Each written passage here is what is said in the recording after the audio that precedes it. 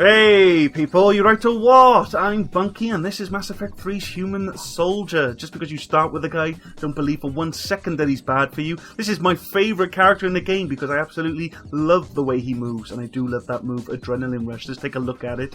Adrenaline Rush is a passive ability that will either increase your weapon damage or your durability while simultaneously reloading your weapon, which lets you have all types of fun with the guns in this game. This is how you want to build it. For the first evolution, go ahead and get yourself the damage. This is going to give you a 70% total weapon damage bonus every time you activate the power and for the entire power's duration.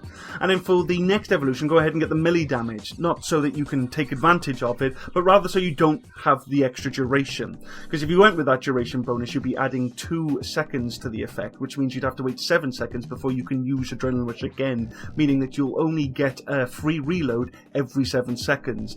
Skip it, go with the melee damage, and then you can get it every 5.2 seconds. This will help you get your shots out faster and do a lot more damage, okay? But then for the final evolution, enough of the aggression. Let's go with shield boost, okay? This is going to give you 100% shield strength every time you activate the power. And what it means by that is it's going to give you 100% of your base shields, which is 500 shields. So that's a free 500 shields every time you activate Adrenaline Rush. So this power essentially becomes a combination of the thermal clip and op survival pack for you to a lesser but unlimited degree, which is incredible just for doing damage and surviving the damage that you have to take in this game. The next ability is Concussive Shot, which as you can see, I don't bother with. I've opted for Frag grenades instead, but that doesn't mean you have to do the same. All I recommend is that you spec for one or the other so that you can really afford to get the most out of it. Concussive Shot's great because unlike Frag grenades, it isn't limited to your ammunition, meaning you can always kind of rely on the power to really save you if you ever find yourself swarmed by the enemy. Okay, this is a projectile that you can fire out super regularly and really quickly, and it will track the enemy for you and knock them back just to basically get the pressure off you. It's really good for that. To get the most out of it, I highly recommend that you get the radius at rank 4, okay, because Concussive Shot doesn't have a limit on how many enemies it can hit, so it really does pay off to have a large radius on this power. This will let you just knock back more enemies with it. And then for the 5th evolution, even though this power has a super quick recharge speed, I'm going to recommend you go with the recharge speed bonus, because this is a weapon class, and I do recommend that you have a rather heavy loadout with this character, and this is going to basically ensure that Concussive Shot can fly out every 2 to 3 seconds for you, so that anytime you're in a pinch, Concussive Shot can save your ass. But for the final evolution, rather than more radius, I'd recommend you just go and get Shredder. Okay, this is going to let Concussive Shot do some decent damage for you as well, because this increases the damage done to organic enemies, which basically means your non-robots, by 200% over 10 seconds.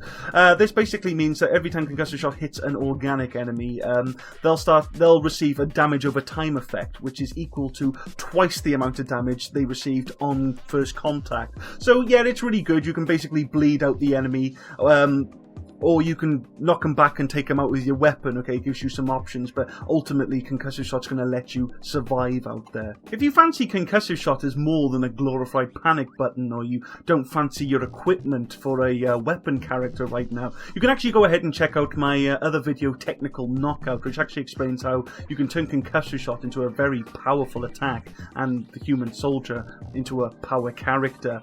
It focuses on the Turian Soldier, but that's only because he has Concussive Shot too. Go ahead and check that build out if you want something a little different with your Human Soldier. If you're still eager to find out what Adrenaline Rush can do for you though, stick around, because right now we're going to take a look at Frag grenades. This is the power I opt for, because personally I think this synergizes so much better with Adrenaline Rush. It's a grenade power, so it doesn't have a cooldown and therefore can be used when Adrenaline Rush is active without you having to sacrifice that shield boost. This is how you want to go ahead and build it. Go with the damage at rank 4, okay? You really don't need the extra radius. This thing has 6.5 meters on it by default, and just like Concussive Shot and well, all grenades for that matter, it doesn't have a target limit either, so you can really just do a lot of damage to a lot of enemies with this power. And on that note, you want to go ahead and get bleed damage for the 5th evolution too. This increases the damage to organics by 50% over 5 seconds, which again adds a damage over time effect to your non-robot enemies when they're hit with this power. And that's 50% of the sum total damage as well, so it is really good damage. Unfortunately, though, it isn't affected by these rank 6 evolutions here. I'm going to recommend you just go with the armor piercing, because despite the amazing crowd control you've got with frag grenades, and the fact that your mooks are the ones that are likely to surround you and they're all shielded, the thing is, Adrenaline Rush, as awesome as it is for reloading your weapon, you're still going to have to manually reload from time to time, and you can really cut that animation short by throwing a frag grenade in there, and the enemies that are really going to be sticking around long enough for that to pay off are going to be your boss enemies. So the armor piercing evolution is going to let you do more damage to them. Essentially, the damage at this point is already going to be really good against your small enemies anyway. What you might want to note, though, is this is one of, well, let's say this is the first of many lies you're going to see within these power descriptions.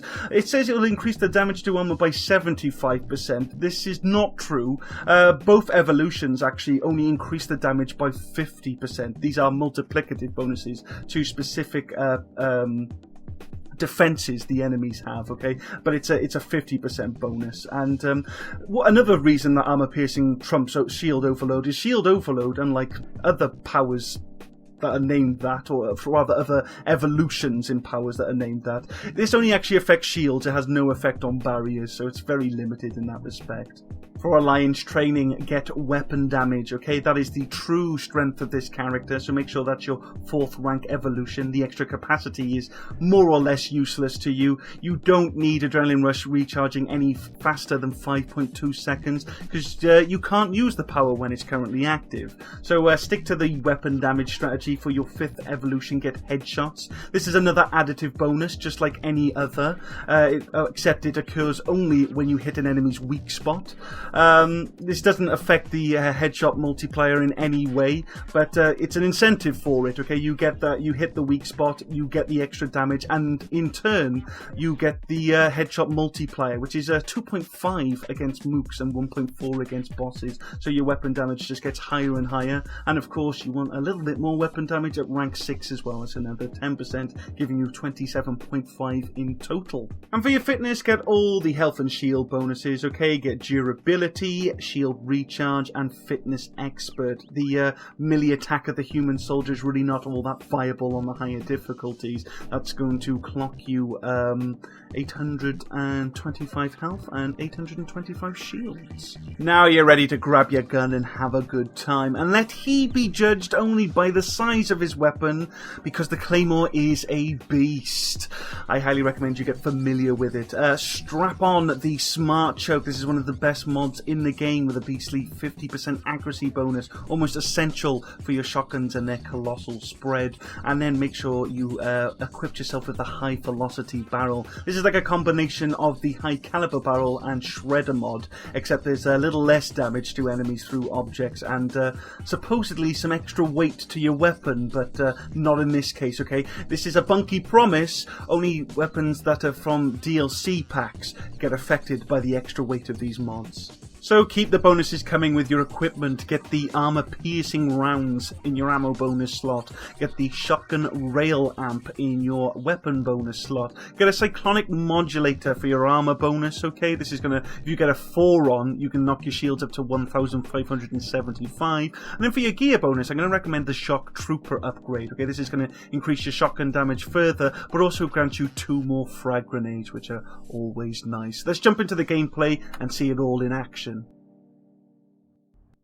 Okay, we're going head to head with Gold Reapers on Firebase Reactor. Once upon a time, your most feared enemy faction, because they butt rush you and your team, and they also have a lot of armoured enemies in their ranks. Well, no more than the Geth, but nobody's calling pyros and bombers tanky anytime soon. The Reapers, unfortunately, are probably your easiest enemy faction to deal with nowadays, because over the years, they're the enemy that has received the least updates. Which is a shame, because, in my opinion, they're the most fun to fight. Not because they're the easiest, but rather because they have the least bullshit to put up with. The most bullshit enemy is the Bwnci boss, which herself is incredibly exploitable. Like many of the Reaper faction, okay, that's the compromise of being such a healthy enemy faction. You also become very big, slow, and predictable. But not even that's going to slow us down, because we are rocking the mighty Claymore. just a gun that feels damn good, okay? Okay, this gun just gives off a thunderous roar when you pull the trigger, and bounces around respectively in your character's hand before the enemy in front of you just straight up disappears, delivering the thunder and lightning in a perfect storm of weapon damage, which is honestly why I love the human soldier. I mean, I'm quite partial to the human combat role. That thing is incredibly reliable. It will do exactly what you want it to do, exactly when you want to do it. Okay, it's very easy to wrap your head around, very simple and basic. You know, if you see an attack coming, you roll in a particular direction and you are out of harm's way. But Adrenaline Rush is just a match made in heaven with the Claymore. The Claymore is one of the hard-hitting single-shot weapons in the game, and Adrenaline Rush basically gets 2 shots out of it. The likes of the N7 Shadow can't keep up, as you can see. Honestly, Manny here is going to be feeling the power of the Claymore more than anybody else, because I am going to snipe out every kill he goes for. Don't feel sorry for him. He absolutely deserves it. Trust me on this. The last time we were on Reactor, he gave me hell. In fact, I'm going to give him a little reminder right now. Ladies and gentlemen, corpse humping on Mass Effect 3 multiplayer. You saw it here first. No, the Claymore is incredibly damaging with its single shot. But honestly, it's not that great unless you can master the Adrenaline Rush ability and a little trick I like to call reload cancelling, okay? The Adrenaline Rush just laughs at BioWare's attempts to balance the weapon, okay? Because not just the single shot, but a very long reload animation plays every time you pull the trigger to prevent you from getting the damage out as regularly as you'd like. But Adrenaline Rush, of course, just refills the clip when you use it so that you get 2 shots back to back. Okay, you literally pull that trigger, you hit Adrenaline Rush, and then you can pull the trigger again for a double-barreled Claymore for some just sweet, sweet damage. But of course, another way the weapons are balanced is by making them extremely heavy. So you're not always going to have Adrenaline Rush ready to go when you need it. This is why you need to know how to reload cancel. It's not too technical, it's very simple, guys, okay? It's just a simple matter of interrupting the reload animation, which you can do with pretty much any other action in the game. You can go ahead and dodge, melee, go into cover, jump over cover, climb a ladder. All these things will stop the reload animation and just keep you going. The trick is to know when to interrupt the reload animation, and to do that you want to keep an eye on your ammo counter in the corner there. In the bottom right corner you have an icon for your weapon, and as soon as that bar fills red, the gun is reloaded, whether the animation looks like sorry, whether the animation says so or not, okay? You'll also hear a very distinctive click that lets you know that the gun's ready to go. And in that moment, if you perform almost any other action, the animation is stopped and you're moving again, okay? What I highly recommend, though, is that you get used to using your powers to reload cancel. They don't need to be cooled down and ready to use in order to cancel the reload animation. Even if they are on cooldown, you can actually go ahead and hit Adrenaline Rush to stop the reload animation. And this is probably the best and most fluent way to reload cancel with most characters, because no other animation plays in that instant. You either get the Adrenaline Rush effect, which of course automatically refills your clip and gives you a sweet 70% weapon damage bonus, or you cut the animation short and get the damage out much quicker. In fact, reload cancelling on its own does almost double the DPS for your Claymore. In fact, I probably should explain what DPS is. It's not an acronym that everybody should know. DPS stands for damage per second, which is probably the most important value in the game, okay? Because as interesting as the metagame is, you're essentially trying to kill all the enemy before they kill you. So being able to do as much damage as quickly as possible is key. And, you know, Claymore and Adrenaline Rush is certainly incredible DPS for you. One thing you'll also notice is how I might just blow through Ravagers in a single shot. This is also because I am stacking up on armor piercing, okay? Ignoring armor can be done in multiple ways, and you'll want to ignore armor because it's a particular hit point that it deducts damage from every shot, and this is a particular hindrance for shotgun users, okay, because shotguns fire in a cone. They do like a cone of damage, which is made up of a lot of little pellets, which makes them amazing in close quarters, okay, because it means you don't have to aim dead on to your enemy when they're up in your face. You'll probably hit anything that gets too close to you, which is great. It's key for when, you know, time is of the essence, but it also it means that you do a lot less damage from further away because then the cone starts getting far too large and most of your pellets miss the enemy, so you don't get the full damage of your shot on them. But that's why I go ahead and recommend the Smart Choke. Okay, that's an amazing accuracy boost, which of course, like you see right there, lets you shoot tremendous distances and land more pellets as a result. Now, when it comes to armor piercing, though, each pellet is also subject to the armor mitigation. Okay, so every pellet gets points deducted from it. So with the Claymore, which has 8 pellets per shot, you can lose up to 400 damage when you hit armor, because on bronze, the armor takes 15 points off every shot, or at least rather every projectile that hits it. On silver it takes off 30, and then on gold and platinum it takes off 50. So it's really good to stack up on armor mitigation, and it's most importantly to stack up on one particular type of way of ignoring armor, because in the last game with the Human Adept I was mixing armor weakening and armor piercing, which is nowhere near as effective as what I'm doing right now. With the armor piercing rounds 4 and the high velocity barrel 5, I have 155% armor piercing, okay, because if you have the same type of bonus, these bonuses stack additively, so you can get to 100% and then completely ignore armor, so there is no deduction from any of your shots. There's no bonus damage for going over 100%, but there is bonus damage with the penetration that comes with armor piercing, okay. With the armor piercing rounds 4 and the high velocity barrel 5, I've got 2.15 meters of penetration, and if you need some context for that, like I said in the last gameplay, I believe a meter is about the width of one small enemy. Okay, this lets you do multiple things. One particularly great feature is that you can actually shoot through cover. Okay, so you don't need to stand in the enemy's line of fire. You can shoot through whatever wall you prefer to hide behind and get some damage done that way. It's going to be less damage, but then you're not taking any yourself. But what's awesome and what gets you some bonus damage is that some enemies in this game are made up of multiple objects themselves. One in particular is the Ravager enemy. Okay, the Ravager has got a body, and then it's also got 2 sacks that it can burst individually, which obviously drop a pool of acid, which drains your health, and also a bunch of small summon enemies known as swarmers. Okay, these enemies are more annoying because they, if you're on console, they completely drive the auto aim insane. It absolutely loves the little bastards. But if they swarm you, they can drain your health quite quickly, especially when you're a human. But if the Ravager's all intact, okay, and it hasn't burst any of its sacks, you can actually shoot it once through the head when it's looking directly at you, and then you can hit the body and the 2 sacks at once for triple the damage. In fact, I'm not entirely sure if the Ravager counts as a boss type enemy, in which case it would have a 1.4 multiplier to headshots. So, you know, if you hit the Ravager in its head and get the 2 sacks, you're actually multiplying the damage by 3.4.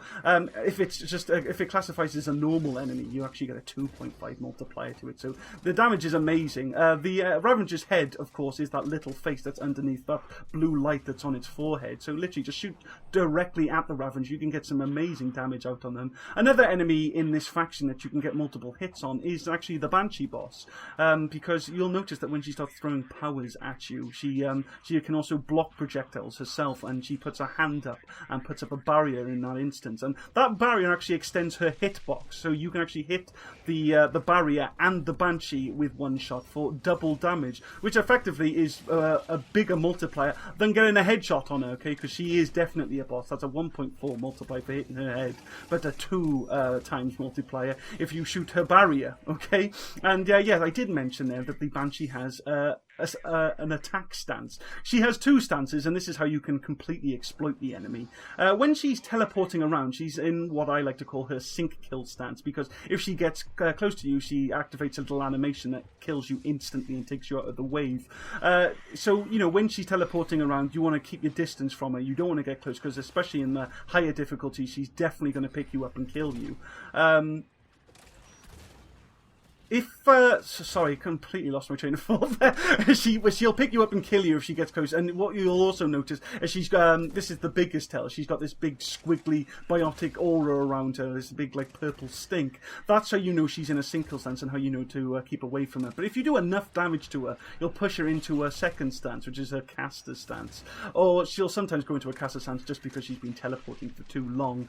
But in this stance, you'll see that she starts throwing warps at you, or if she takes damage from multiple directions, she'll also do her own like little nova where she sort of screams this dome at the team. In this situation, her aura's gone, and she can't sync kill you. You can literally go up and cuddle her if you felt the need. Okay, so you really don't need to worry about her sync killing you, and you can just see all of her attacks coming. Okay, because a lot of the Reaper enemies in particular have very large tells. There's big animations that play before all their attacks, as with most enemies. Okay, all enemies in this game attack in bursts, and once they've done their little burst, they have to cool down before they can attack again. The Ravagers in particular do their 3 explosive shots, and then they sit pretty for a while. Okay, you can see that coming because the Ravager will be still for a moment, and you'll also see these little blue laser sights come at you. You can literally just dodge, roll out of the way of all of these attacks. Okay, if you see him coming, and you can see him coming, is what I'm saying. It's like there's really large tells, and the Brute in particular goes into like an American football stance before he charges you, so you can just roll out the way well before you're ever in the danger zone. The Brute's another enemy that can sync kill you, mind. It's rumored that he can only sync kill you after he's done his little gorilla thing where he beats his chest and his eyes go red, but I can vouch for you right now that I've seen Brute sync kill without red eye. I think he's like every other enemy in the game, because besides the Bwnci, every other enemy in the game's got a melee before they can sync kill. Now, they don't need to melee you, or even melee anybody on the team. If they just perform a melee attack, their next attack can be a sync kill, and in those instances, it's best to keep your distance from the enemy before they until they perform a ranged attack, in which case they can't sync kill you until they melee again. The Brute, of course, only has melee attacks, so if the Brute has meleeed you, just keep away from him. You'll want to do that anyway, to be honest, because his melee attacks can stagger you repeatedly and prevent you from doing anything. And, you know, if you get that down, you're good, okay? You're set. Your damage is great, your evasive maneuver is great, and this character and this weapon is an amazing combination. Of course, if you are just starting out with this character today, you can go ahead and put the Mantis on him, okay? This is a perfectly decent gun, sorry. It's your starter sniper rifle, which has some really decent damage. It's a one-shot sniper rifle, so with Adrenaline Rush, you can get 2 shots out of it. But eventually, you should unlock the Widow, which is a gold rare sniper rifle, and an upgrade to the Mantis in absolutely every way. Another good rare sniper rifle is the Chrysay for this guy. Okay, the Chrysay has got can hit so many enemies because its shots has an insane hitbox, okay, and there's 3 shots to it, and then a very long, annoying reload. So it's great to have 6 shots on that for some amazing crowd control. Of course, if you want to go with something like the Executioner pistol, which hits just like a sniper rifle, you can you can get 2 shots out of that and not have the sniper rifle weight, which is kind of cool. Personally, though, I love to put a shotgun on this guy. The Piranha's great. It's a fully automatic shotgun. Perfectly reasonable clip, but doubling it's only better, as is with the Riga. Okay, that gun is ridiculous. It just shoots blue squiggly death at the enemy, but it blows through its clip super quick as a result, so doubling it is amazing. And probably your second highest DPS weapon in the game is the Raider, okay, which is a double barrel shotgun in its own right. Firing 4 shots from it is amazing. Eventually you will start to unlock ultra rares, and just how the Widow upgraded the Mantis, the Black Widow will upgrade the Widow in terms of DPS. In fact, that's how my friend Ghidorah is letting his Volus keep up with all of us guys here, because he's put the Black Widow on that character. Amazing damage comes out of that gun. Of course, there is also the ultra rare sniper, the Javelin, which is the hardest hitting weapon in the game, so getting 2 shots out of that thing is beastly.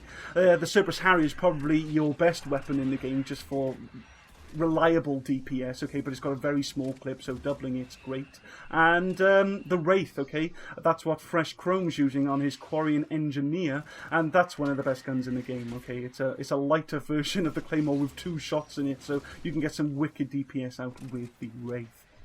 When it comes to your ammo, I do highly recommend the stacking up on the armor piercing. If you can't do that with armor piercing rounds, drill's a perfectly good replacement, okay? What it lacks in damage and ignoring armor, it makes up for in penetration. You get far more penetration with drill rounds, so you can actually afford to use more cover and stay out the enemy's line of sight more often. Other than that, you probably want to go with something like warp rounds, okay? This provides armor weakening rather than armor piercing, but it's still going to increase your weapon damage with shotguns. And most importantly, warp rounds offer the biggest bonus in terms of ammo damage. Phasic's also a really good choice if you're using one of the sniper or pistol options I recommended, okay, because those things absolutely wreck shields, which is the biggest hindrance to those type of weapons. And Cryo's there if you haven't got anything else, okay. Cryo will weaken armor too. In fact, if you're going to go ahead and use the Chrysay or the Riga Incendiary, it will do insane damage for you. When it comes to your weapon bonus, of course you just want to use the rail lamp that coincides with the weapon you're using. But don't point your nose up at the targeting VI. The targeting VI is one of the largest additive bonuses of its category. Okay, targeting VI 3 gives you a 35% weapon bonus, but of course it's only in the event that you actually score a headshot with it. So it's definitely a good replacement if you haven't got the rail amp you need. I mean, it's obviously better for you to have damage that works wherever you hit the enemy rather than just only on headshots, but it's a good damage bonus if you do get the headshot. And then when it comes to your armor bonus, if you haven't got the cyclonic modulator, you're probably good with something like shield power cells, okay, because with all the piercing I was talking about, you can penetrate walls and just let your shields recharge when you're behind cover. Adrenaline module is also a good way to survive, because then you can just tail out of any bad situation and survive that way.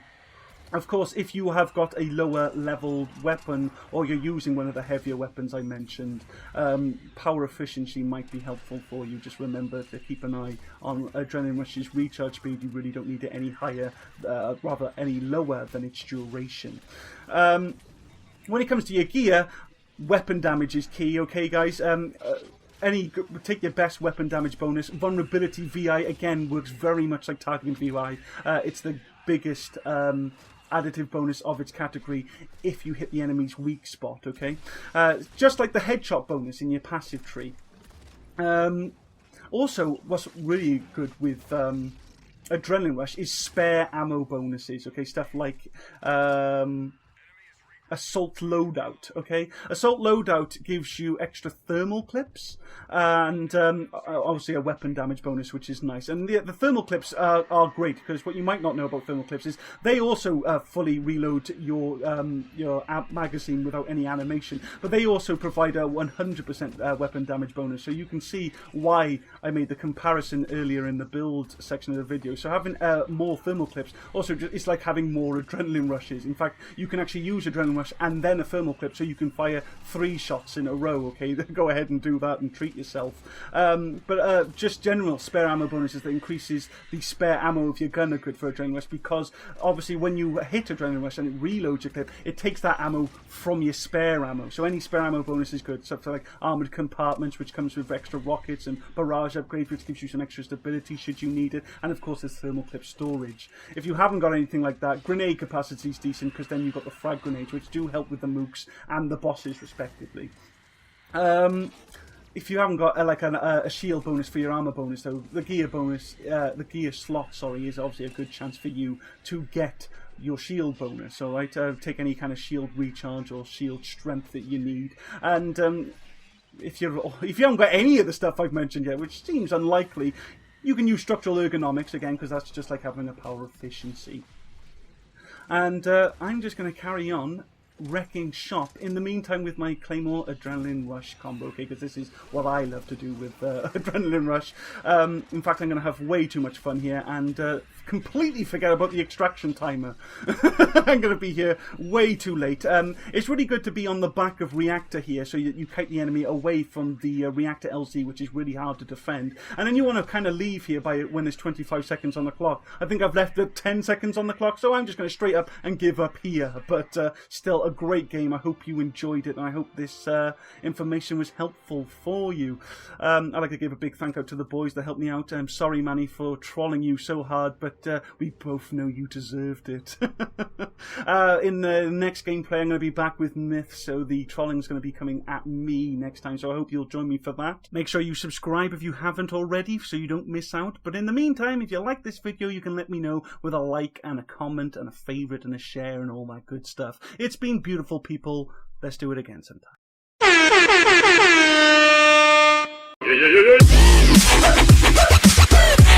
Yeah.